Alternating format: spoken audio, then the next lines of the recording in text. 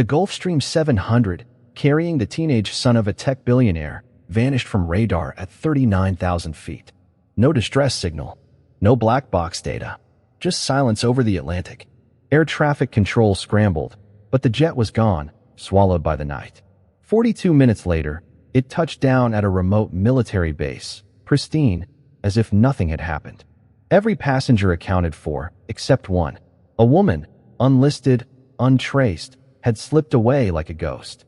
No cameras caught her exit. No record showed her boarding. Yet, she had been there, seated at the back, unnoticed, unremarkable. Whispers grew. Who was she? Why was she on that flight? The world saw a miracle landing, credited to cutting-edge AI.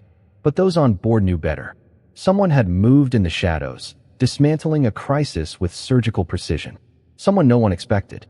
Her name, if it was even hers, was Nyasha. And she wasn't just a passenger. She was the one who brought them down alive. But why did she vanish? And why did the billionaire, safe with his son, say nothing?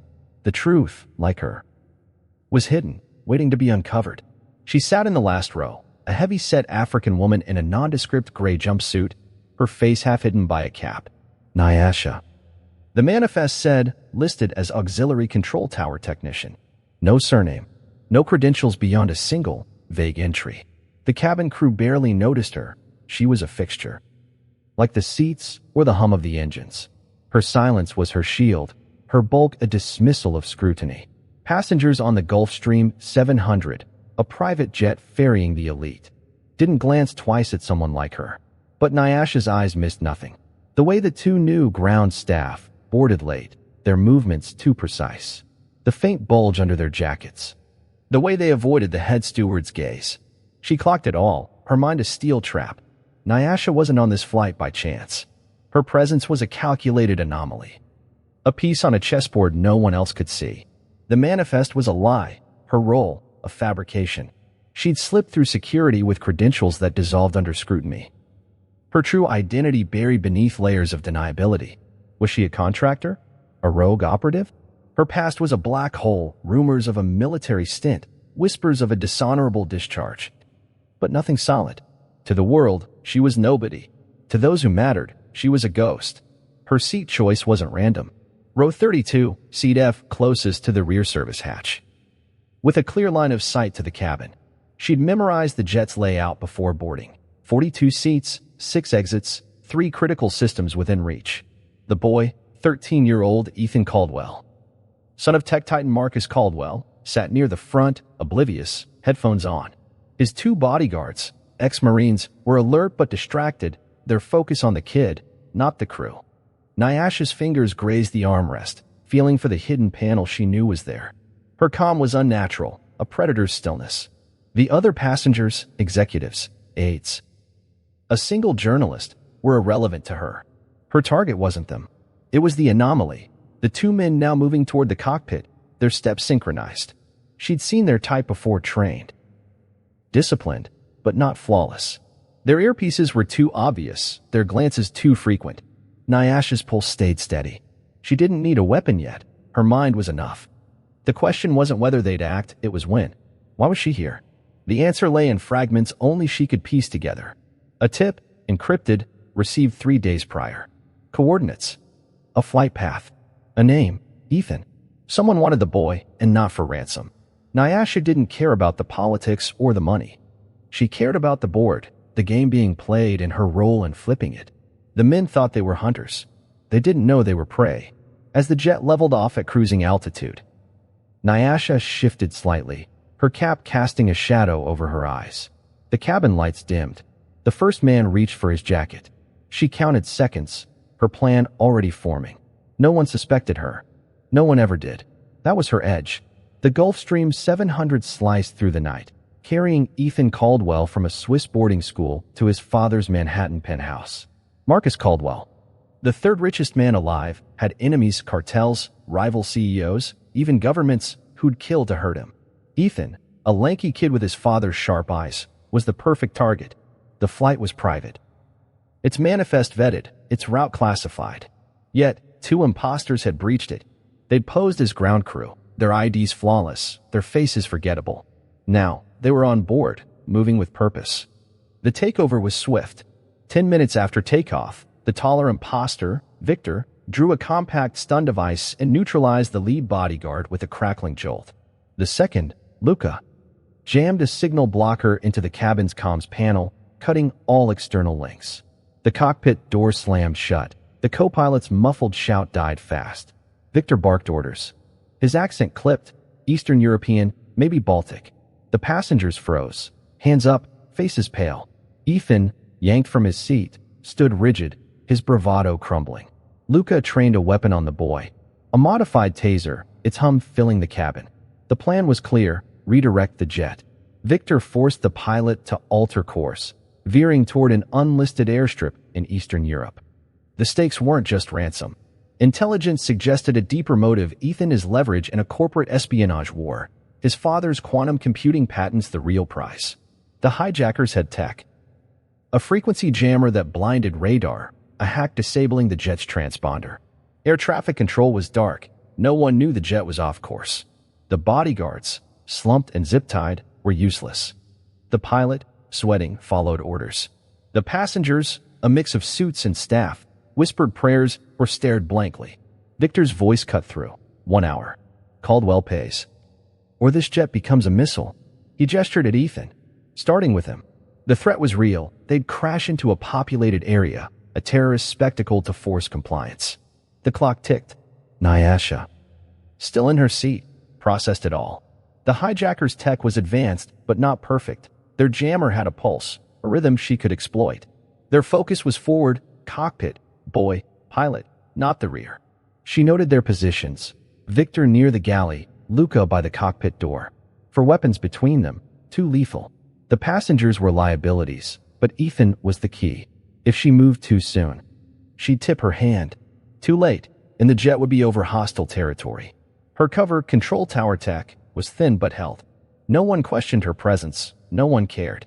She boarded with a single bag, now stowed under her seat, its contents minimal but deliberate: a multi-tool, a wire stripper, a hairpin. Her real tools were her hands and her mind. The hijackers hadn't patted her down. Another mistake. Nyasha's gaze flicked to the floor. The service hatch, 3 feet away, led to the undercabin wiring. If she could reach it, she could shift the game. The jet hummed, oblivious to the war brewing inside. The Gulfstream was a tomb in the sky. The hijackers' jammer choked all signals: radio, satellite. Even the black box's ping. Radar screens on the ground showed nothing. The jet was a ghost. Victor's device, a sleek black box wired into the comms panel, pulsed with a low hum. It's tech military grade. Luca guarded the cockpit, his taser drawn, while Victor paced the aisle, barking demands into a sat phone. 1 hour, he repeated, eyes on Ethan, or we dive into Lisbon. The city's lights glittered 39,000 feet below, a target too close for comfort. The passengers were paralyzed. The journalist, a wiry man in his 40s, tried to negotiate, stammering about diplomacy. Victor backhanded him, splitting his lip. No heroes, he snarled. The bodyguards, conscious but bound, strained against their ties, useless. The pilot's voice crackled over the intercom, forced. We're rerouting. Stay calm. His words shook. He knew the odds. The co-pilot was silent, likely unconscious or worse. The jet's course was locked, its autopilot slave to the hijackers' coordinates. Nyasha sat still, her cap low, her breathing even. She'd seen lockdowns before: Fallujah, Mogadishu, places where hope died fast. This was cleaner but no less deadly. The hijackers' plan was tight: isolate the jet, demand a 9-figure wire transfer, then vanish with Ethan as insurance. The crash threat wasn't a bluff. Their tech could override the autopilot. She calculated. 52 minutes until the deadline. Less before they crossed into unfriendly airspace. The jammer was her first hurdle. Its frequency was erratic, designed to scramble everything from GPS to military bands. But it wasn't perfect. Nyasha's trained ear caught a faint stutter in its pulse. Overheating, maybe, or a power draw. The hijackers hadn't secured the undercabin. They didn't know the jet's wiring like she did. Her fingers brushed the hairpin in her pocket, its metal cool. The service hatch was her entry point. But moving now risked exposure. Victor's pacing brought him closer. He scanned the passengers, his gaze sliding over Nyasha like she was furniture. Her cover held, But her time was shrinking. Luca, by the cockpit, was the bigger threat. His taser could drop her in a heartbeat. She needed a diversion, something subtle. The journalist, nursing his bloody lip, was a possibility, but too unpredictable. Ethan, pale but defiant, was another. If she could signal him, he might act, buying her seconds. The cabin's tension was a living thing, thick and suffocating. The passengers' fear fed the hijacker's control. Nyasha didn't feel it. Fear was a luxury she'd shed years ago. Her mind was a grid: threats, assets, timelines. The hatch, the wiring, the jammer. She could disrupt their tech, but it would expose her. Once she moved, there was no going back. Victor's sat phone beeped, a reply from Caldwell's team, stalling. 45 minutes, he shouted. Slamming the phone down, Nyasha's eyes flicked to the hatch. It was time. Nyasha didn't flinch as Victor's voice echoed. Her eyes traced the cabin, mapping every detail. Luca's stance by the cockpit, Victor's grip on his taser, the passengers' trembling hands. Ethan, seated 3 rows ahead, clutched his armrest, his jaw tight. The boy was scared but not broken, a spark she could use. The service hatch, barely visible under a carpet seam, was her lifeline. She'd studied Gulfstream schematics. The hatch led to a crawl space with access to the jet's auxiliary systems. If she could reach it, she could tilt the odds. Her plan was forming, sharp and precise. The hijacker's jammer was the key. It blinded the jet, but its power draw was a weakness. Disrupt it, and their control would falter. Nyasha's fingers grazed the hairpin, its tip bent from past jobs. The hatch's lock was mechanical, not electronic, child's play for her. But moving meant breaking cover. Victor was 10 feet away, Luca closer. She needed them distracted. Nyasha's gaze settled on Ethan. His eyes met hers for a split second, a flicker of recognition. She tilted her head, subtle, urging him to act. The boy hesitated, then nodded faintly. Smart kid. He shifted, knocking his water bottle to the floor. It rolled toward Victor, who cursed and bent to grab it. Luca glanced over, his taser dipping. The moment was hers. She slid to the floor, silent, her bulk belying her grace. The hairpin slipped into the hatch's lock, clicking softly. Victor was still distracted, yelling at Ethan. Luca's eyes were on his partner. Nyasha twisted the pin. The lock gave. She lifted the hatch an inch, just enough to slip through, and dropped into the crawl space. The dark enveloped her, wires and panels pressing close. She moved like a shadow, her breathing steady. The crawl space was tight, but Nyasha was used to worse. She navigated by touch, her fingers tracing the auxiliary power lines. The jammer's pulse thrummed through the wiring, its signal bleeding into the jet systems. She found the secondary power junction, a small box, warm to the touch. Her multi-tool flicked open, stripping a wire. She didn't need to kill the jammer, just destabilize it. A quick splice, a reroute of the current, and the jammer's pulse stuttered. Not enough to alert the hijackers, but enough to create a window. Above, she heard Victor's voice. Sharper now. They'd noticed a flicker in their tech. Good. Confusion was her ally. Nyasha crawled forward, toward the cockpit's wiring. If she could access the comms, she could send a signal military. Encrypted, something to ping a friendly base. But the hijackers were regrouping. Luca's boots thudded above, moving toward the hatch. Her time was tight. She paused, recalculating. The boy's diversion had bought her minutes, but not enough. The jammer's stutter would draw attention soon. She needed to act before they locked down the crawl space. Her hand closed around the stun gun she'd spotted earlier, tucked in her bag. Non-lethal, but effective. Nyasha's plan was set. Disrupt, disarm, disappear. The jet's fate, and Ethan's, rested on her next move. Nyasha crouched in the crawl space, the jet's hum masking her movements. The auxiliary power junction was her first strike, its wires now spliced, feeding erratic pulses to the hijacker's jammer. Above, Victor's voice grew tense. Their tech was glitching, and they didn't know why. She'd bought seconds, maybe minutes. Her multi-tool clicked shut, and she slithered forward toward the cockpit's wiring hub. The crawl space was a maze of cables and steel, but Nyasha moved with precision, her mental map of the Gulfstream flawless. The hub was her target, a panel controlling the jet's comms and secondary systems.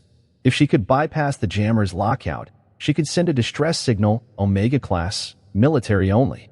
Her fingers worked fast, stripping insulation, rerouting circuits. The jammer's interference was weaker here. Her splice had done its job. She tapped into the comms line.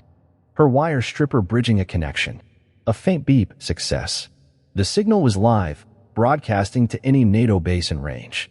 She didn't need a reply, she just needed them to know. Above. The hijackers were unraveling. Lucas shouted about a signal spike, his boots stomping toward the galley. Victor was on the sat phone, demanding answers from their ground team. Nyasha's sabotage had cracked their control, but she wasn't done. The stun gun, now in her waistband, was her backup. She needed to neutralize one of them, Luca, the closer threat. His taser was a problem, but his focus was split. She found a vent grate above the galley, its slats giving her a view of the cabin. Luca was 3 feet away, his back to her. Cursing at a handheld device, Niasha eased the grate open, silent.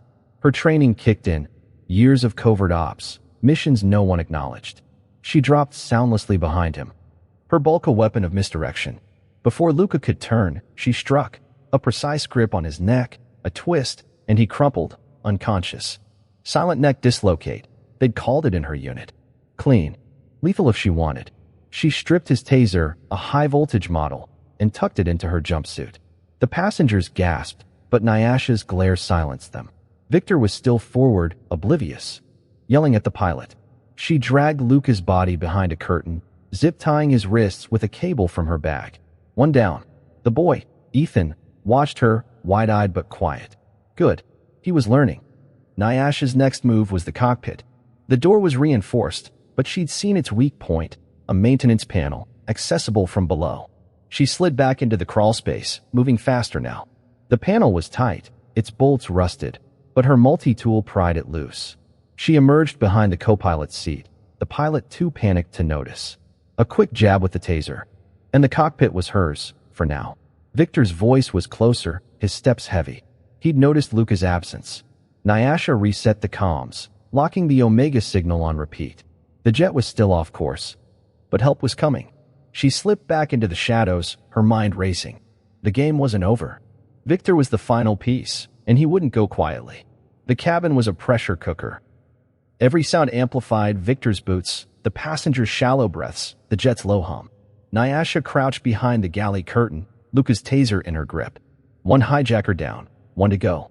Victor was the alpha, bigger, sharper, and now alert. He'd noticed Luca's absence, his voice barking orders that went unanswered. Luca, report. Silence. His steps quickened, closing the distance. Nyasha had seconds to act. She scanned her options. The cabin was narrow, no cover except seats and bodies. Passengers were liabilities, panicked, unpredictable. Ethan, still seated. Met her gaze again, his nod subtle. The kid was brave, she'd use that. Victor was 10 feet away, his taser drawn, sweeping the aisle. Nyasha needed him off balance. She signaled Ethan with a flick of her wrist. Move. The boy didn't hesitate, shoving his tray table hard. It clattered, drawing Victor's glare. Sit down, he roared, storming toward Ethan. Nyasha moved. She slipped from the galley, low and silent, using the seats for cover. Victor's focus was on the boy, his taser raised. She closed the gap, her steps muffled by the carpet. 3 feet. 2. She lunged, aiming the stolen taser at his ribs. Victor spun, faster than she'd expected, his arm blocking the strike. The taser sparked, grazing his jacket. He swung. A brutal hook that Nyasha ducked, her bulk belying her speed. The fight was a blur, confined to the aisle's tight space. Victor was trained Spetsnaz, maybe his strikes precise. Nyasha countered with raw instinct, her moves unorthodox but lethal. She feinted left, then drove her elbow into his sternum, forcing a grunt. He staggered, but his taser caught her shoulder, sending a jolt through her. Pain flared, she ignored it. Years in hellholes had taught her to eat pain and keep moving. She twisted, grabbing his wrist, and used his momentum to slam him against a seat. The passengers screamed, but Nyasha's world was silent, focused. Victor's taser clattered to the floor. She kicked it away, drawing her own. He lunged, a knife flashing from his sleeve. Nyasha sidestepped, the blade grazing her arm, blood welling. She didn't flinch. With a pivot, she drove the taser into his neck, full charge. Victor convulsed and dropped, his body limp. Ethan stared, frozen. Nyasha zip-tied Victor's wrists, her hands steady despite the blood. The cockpit was next. She sprinted forward, the passengers parting like a wave. The door was ajar. Her earlier sabotage had worked. Inside, the pilot was slumped, the co-pilot gone. The jet was on autopilot, still off course. Nyasha checked the comms. The Omega signal was live, pinging a U.S. base in the Mediterranean. Help was close, but not here. Victor's knife lay on the floor, a reminder of how close she'd come. She wiped her arm, the cut shallow. The passengers whispered, some praying, some crying. Ethan's voice broke through. "Who are you?" Nyasha didn't answer. She dragged Victor's body to the galley, securing him with Luca. The jet wasn't safe yet. One wrong move, and they'd all be a fireball. Her fight wasn't over. Victor wasn't done.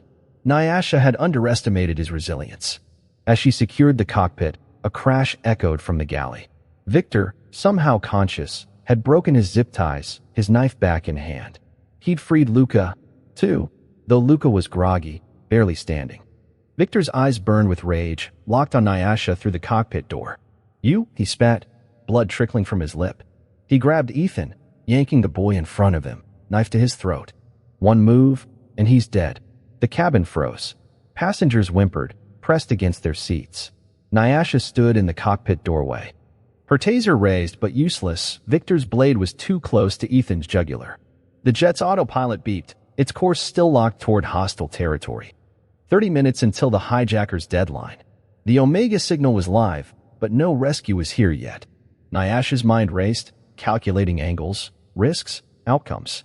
Victor's voice was low, venomous. "Drop the weapon. Now." Nyasha met his gaze, her face unreadable. She lowered the taser, letting it clatter to the floor. Ethan's eyes were wide, his breathing ragged. Luca, leaning against a seat, clutched his own taser, shaky but dangerous. The standoff was a wire stretched to breaking. Nyasha's hands were empty, but her mind wasn't. She'd studied the jet's systems, every panel, every failsafe. The cabin pressure controls were her play. A subtle shift could destabilize the hijackers without killing everyone. Her foot nudged a panel by the cockpit. A maintenance override she'd spotted earlier. If she could trigger a controlled depressurization, the rush of air might give her an edge.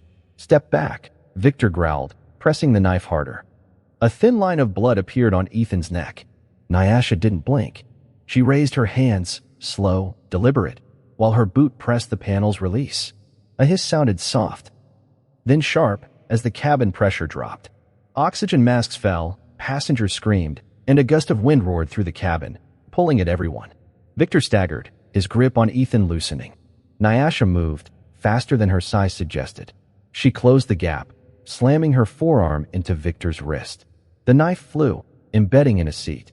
Ethan ducked, scrambling away. Luca raised his taser, but the wind threw off his aim.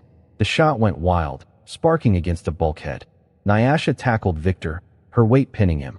He thrashed, but she locked his arm, twisting until it snapped. He howled, collapsing. Luca lunged, taser sparking. Nyasha rolled, grabbing the fallen knife and hurling it. The blade caught Luca's shoulder, dropping him. She was on him in a heartbeat, zip-tying his wrists with a cord from the floor. Victor was out, Luca secured. The cabin was chaos, but Nyasha was calm, her pulse steady. She reset the pressure controls, stabilizing the jet. Ethan, crouched behind a seat, stared at her, awestruck. "Go sit," she said, her voice low. He obeyed. The cockpit loomed, autopilot still on, pilot unconscious. Nyasha had seconds to act. The jet was hers now, but the landing wasn't. She glanced at the controls, her plan solidifying. The base was close. She'd get them down or die trying. The cockpit was a graveyard of blinking lights and silence. The pilot slumped in his seat, pulse weak but alive. The co-pilot was gone, likely dragged off by Victor earlier. The Gulfstream's autopilot droned, its course still skewed toward an unlisted strip in hostile territory. Nyasha slid into the pilot's chair, her hands steady despite the blood drying on her arm. The Omega signal was live, pinging a U.S. base in the Mediterranean, but no jets had scrambled yet. She had to land this herself. Nyasha wasn't a pilot, not officially. Her training, Black Ops, off the books, had covered enough to know the basics: stick, throttle, altimeter. The Gulfstream's controls were sleek, digital, but unforgiving.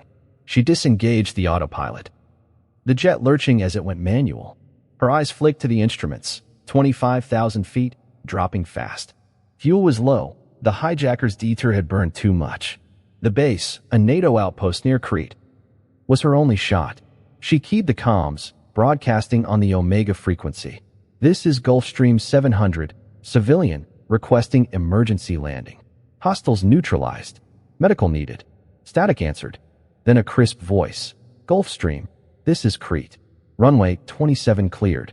Descend to 5,000 feet, heading 190. Nyasha acknowledged, her voice flat. The passengers, strapped in, were silent. Their faith in her absolute. The descent was brutal. Turbulence shook the jet, the controls fighting her grip.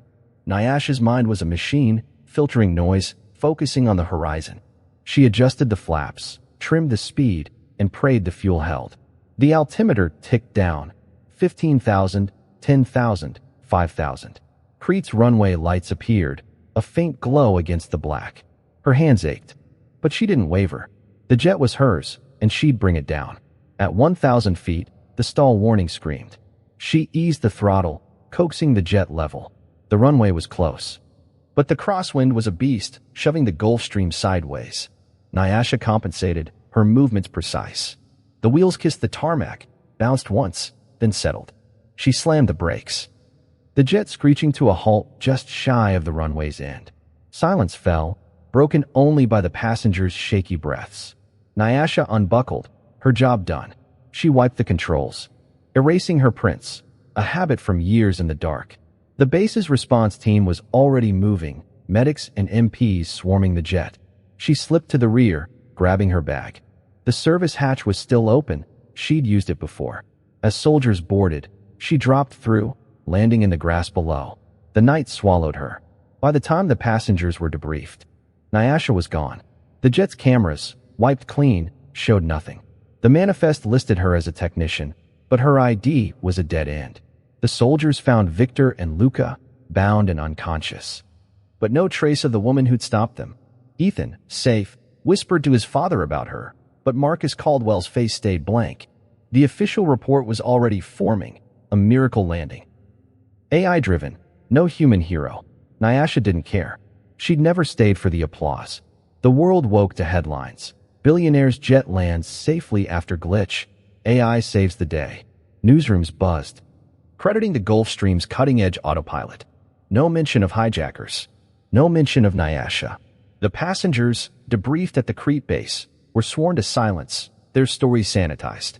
Ethan's account, a woman, fierce and silent, who'd fought off armed men, was dismissed as trauma-induced fantasy.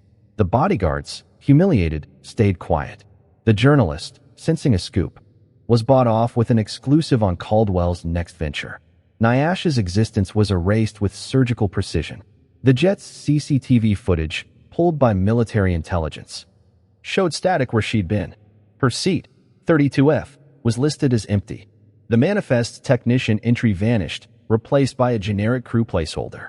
Even the Omega signal, her lifeline, was scrubbed from NATO logs, reclassified as a test ping. Someone high up, CIA, MI6, or Caldwell himself, wanted her gone from the narrative. She was a ghost, and ghosts left no footprints. But cracks appeared. A junior MP at Crete, unnoticed in the chaos, had seen her slip through the hatch. His report, buried in a classified file, described a heavy-set woman, African, moving like a soldier. He was reassigned within hours, his story dismissed. The hijackers, Victor and Luca, were renditioned to a black site, their interrogation yielding nothing about Nyasha. They didn't know her name, only her shadow, a force that dismantled their plan with terrifying calm. Caldwell's silence was the loudest clue. At a press conference, his face was stone as he praised the technology that saved his son. But his eyes, caught on a live feed, flickered when a reporter asked about unconfirmed heroics. He leaned to the mic, voice low. "If someone was there, they don't need my thanks. They know." The room missed it, but Nyasha, watching from a burner phone in a Lisbon safe house, didn't. She knew he knew. Why the cover-up? Nyasha's past held answers. Her military file, if it existed, was redacted to ash. Rumors tied her to a botched op in Mali, 2018, a counterterrorism raid that left her team dead. Betrayed by faulty intel, she'd walked away, burned by command, vowing to work alone. Her presence on the jet wasn't random. Someone had tipped her, someone with access to Caldwell's enemies. Was it Caldwell himself, hedging his bets? Or a shadow player, using her as a deniable asset? The passengers, back in their lives, carried her ghost. Ethan drew her face in a sketchbook, hiding it from his father. The journalist, despite his payoff, kept digging, sensing a Pulitzer in the void. Nyasha didn't care. She'd saved the boy, stopped the crash. Fame was a trap. Anonymity was her armor. As she ditched her burner phone, a new encrypted message pinged. Coordinates, a name, a gala in Dubai. Another job. She memorized it, destroyed the device, and vanished into the night. The world spun on, blind to her war. Marcus Caldwell stood alone in his Manhattan office, the city skyline glittering beyond his window. The press conference was over. His son safe, the world fed its AI fairy tale. He poured a scotch, his hands steady but his mind heavy. The safe in his wall clicked open, revealing a single photo, a younger Nyasha, in fatigues. A faint smile on her face. Next to her, a younger Caldwell, not yet a Titan, his arm around her. The insignia on her uniform was clear, U.S. Air Force, Special Ops. The photo was a relic. A secret he'd buried for 15 years. They'd met in Kandahar, 2010. Nyasha was a rising star, a tactician with a knack for impossible missions. Caldwell, then a defense contractor, had worked with her unit, supplying tech for covert ops. Their bond was brief but real mutual respect, shared danger. She'd saved his life once, pulling him from a bombed-out Humvee. He'd promised to repay her. Then Molly happened. Her team was slaughtered, her career torched. Caldwell had tried to find her, but she'd vanished, a ghost even then. He knew she'd been on the jet. Ethan's description, her size, her calm, her lethal precision, matched the woman in the photo. The tip that put her there came through a dead drop. Anonymous but coded in a way only Caldwell would recognize. Nyasha hadn't boarded by chance. She'd been summoned, likely by him, through layers of deniability. He'd known his enemies were circling. His son a target. He'd gambled on her, and she'd delivered. Why stay silent? Caldwell wasn't just protecting her anonymity, he was protecting himself. His empire, built on quantum tech, had drawn blood, competitors crushed, secrets stolen, governments leaned on. Exposing Nyasha would unravel his own shadow deals, the ones that funded her tip-off. He couldn't afford the scrutiny. So he let the AI story stand, let her fade. But the photo stayed in his safe, a debt unpaid. Nyasha, in her Lisbon safe house, suspected his hand. The tip had been too precise, flight details, passenger list, even the hijackers' profiles. Only someone like Caldwell could pull those strings. She didn't resent him, it was the game. But his silence stung. She'd saved his son, his legacy. And he'd buried her. Again, her fingers traced the scar on her arm, a reminder of the jet. She didn't need his thanks. She needed purpose. Caldwell's final act was subtle. A wire transfer. Untraceable. Hidden offshore account Nyasha didn't know she had. 10 million. No note. No signature. She'd find it eventually, and she'd know. He closed the safe, the photo locked away. Stay safe. Nyasha, he whispered, to no one. Downstairs, Ethan asked about the woman on the plane. Caldwell hugged him, saying nothing. Nyasha burned her safe house and moved. The Dubai job loomed. Another shadow to hunt. Caldwell's world wasn't hers, but their paths would cross again. She'd make sure of it. For now, she was the ghost she'd always been, her war endless. Her name a whisper no one dared speak. Nyasha's past was a wound she never touched. Molly, 2018. She was 29, a captain in a Black Ops unit, leading a 6-man team into the Sahel. The mission: extract a defecting warlord before his militia sold him to jihadists. Intel was solid, or so command said. Nyasha had planned every move, entry, exfil, contingencies. Her team trusted her. Their bond forged in blood. She'd never lost a man. The op went wrong fast. The warlord was a trap, his defection bait. Ambushers hit from all sides, RPGs, AKs, chaos. Nyasha fought. Her M4 spitting fire, pulling her team to cover. But the intel was poisoned, their exfil route was a kill zone. Command had misread the chatter, or worse, ignored it. Her second in command, Daniels. Took a round to the chest, his blood soaking her hands. She dragged him, screaming orders, but the militia closed in. One by one, her team felt Jackson, Reyes, Kim. Nyasha was last, her mags empty. Her knife slick with blood. She killed 6 before a grenade knocked her out. She woke in a medevac, the only survivor. The brass called it a tragedy, pinned it on unforeseen resistance. Nyasha knew better.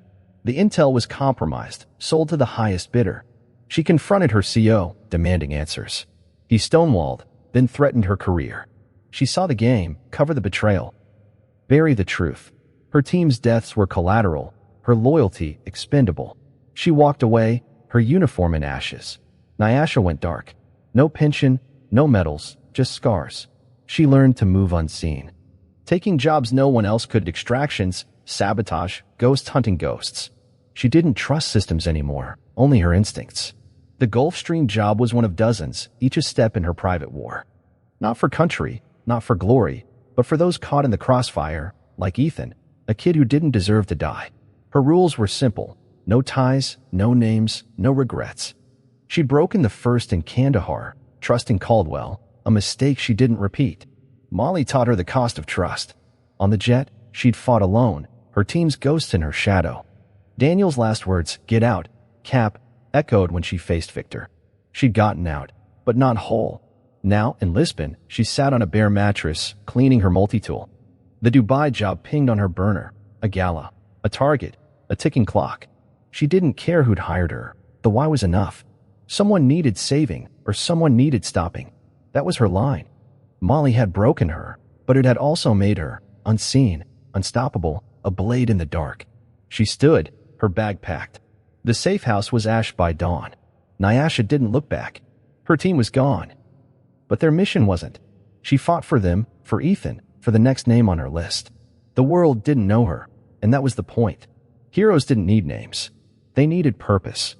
Hers was carved in blood, and she'd carry it to the end. Nyasha's story isn't about glory, it's about sacrifice. She saved a jet, a boy, a future, and walked away without a trace. No headlines. No medals, just a scar and a new mission. Her life proves a truth. Heroism doesn't need a spotlight. It thrives in the shadows, in choices made when no one's watching. Nyasha fought not for fame but for those who couldn't fight back. Her past, scarred by betrayal, didn't break her, it forged her. She chose to act, to stand between innocence and chaos. Knowing the world would never know. That's the lesson. You don't need a name to make a difference. A single act, quiet, unseen, can shift the course of lives. It's the nurse who stays late. The stranger who steps in, the soldier who carries on after the war.